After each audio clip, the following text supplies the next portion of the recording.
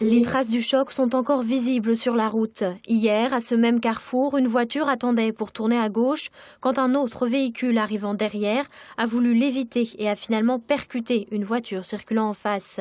Bilan, 1 mort et 5 blessés.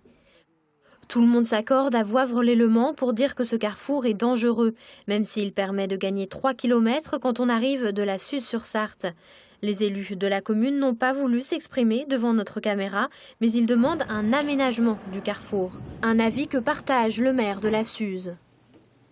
J'ai conscience qu'avec cette espèce de fausse voie à droite pour laisser les voitures tourner à gauche, c'est excessivement dangereux. Il faudrait un tourne à gauche, comme il y en a un sur la route de Saint-Frambault à quelques mètres de là, c'est évident. Mais on sait qu'aujourd'hui, les finances publiques sont un peu à la diète.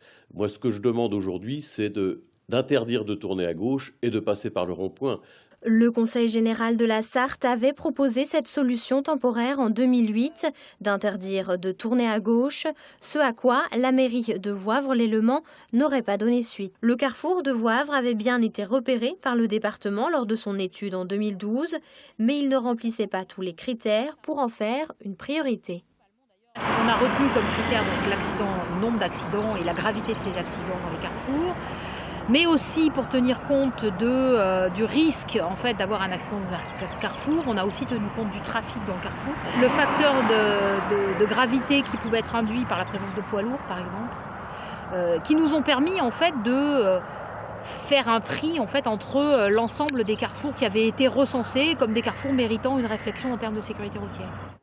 C'est ainsi que cette intersection à Sainte-James-sur-Sarthe a été choisie pour un aménagement en 2013. Et on a donc les mouvements qu'on a voulu sécuriser, c'était éviter que les gens doublent alors qu'il y avait l'accès là et l'accès à la station, et puis sécuriser donc les mouvements des gens qui venaient de Montbiseau et qui souhaitaient se rendre sur la route de Sainte-James.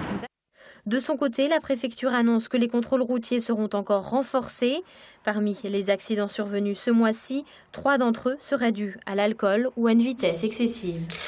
Les fonctionnaires